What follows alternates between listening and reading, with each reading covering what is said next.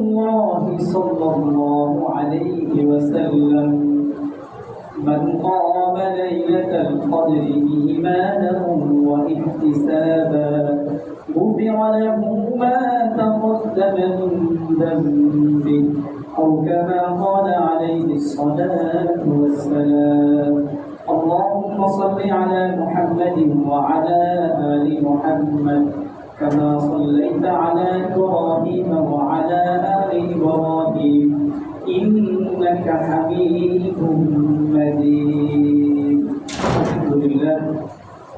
আজকে লাইলাতুল কদর মহান রব্বুল আলামিনের দরবারে শুকরিয়া যে মহান রব্বুল আলামিন আমাকে এবং আপনাদেরকে, আপনারা সকলে এতে আছেন, যারা এতে আছেন, আল্লাহ রব্বুল আলামিন অবশ্যই পছন্দ করছেন, এই জন্য এতে থাকার সুযোগ করে দিয়েছেন এবং এতে থাকার পরে কিছু নসিহত এবং আমাদের কিছু বলার সুযোগ দিয়েছেন মহান রব্বুল আলামিন।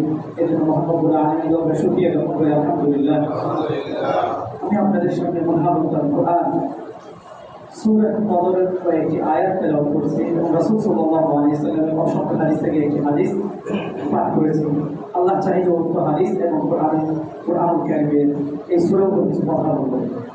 আজকের রাতটি হলো লাইলাতুল কদর রাত। আল্লাহ রাসূল সাল্লাল্লাহু আলাইহি ওয়াসাল্লাম হাদিসের মধ্যে ইরশাদ করেছেন যে তোমরা রমজানের শেষ দশকের বেজর রাতে লাইলাতুল কদর তালাশ করো, খুঁজো। এই আজকের রাতটা হলো বেজর রাত। রাসূল সাল্লাল্লাহু আলাইহি ওয়াসাল্লাম হাদিসের মধ্যে ইরশাদ করেছেন, وقال رسول الله صلى الله عليه وسلم: من قام ليلة القدر إيمانا واحتسابا غفر له ما تقدم من ذنبه।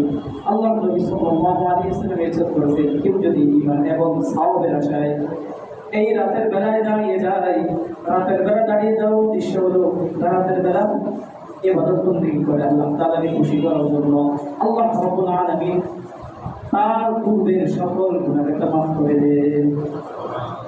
এই রাতের বেলা যদি লাইলাতুল কদরের উদ্দেশ্যে আল্লাহকে রাজি খুশি করার জন্য রাতের বেলা দাঁড়িয়ে যায়, ইবাদত বন্দেগী করে, আল্লাহ তাআলা তার পিছনে সব গুনাহ মাফ করেন। আরেক হাদিসে রাসূল সাল্লাল্লাহু আলাইহি ওয়াসাল্লাম ইরশাদ করেছেন, ইন্না হাযা আশ-শাহরা ক্বাদ হারাতুম। হে সাহাবীদের দল, রমজান মাস তোমাদের মাঝে এসে গেছে। ফীহি লাইলাতুন খায়রুম মিন আলফি শাহর। এই মাসের মধ্যে এমন একটি রাত আছে যা হাজার মাস থেকে উত্তম। আল্লাহ নবী রাসূল সাল্লাল্লাহু আলাইহি ওয়াসাল্লাম অন্য হাদিসের মধ্যে ইরশাদ করেছেন,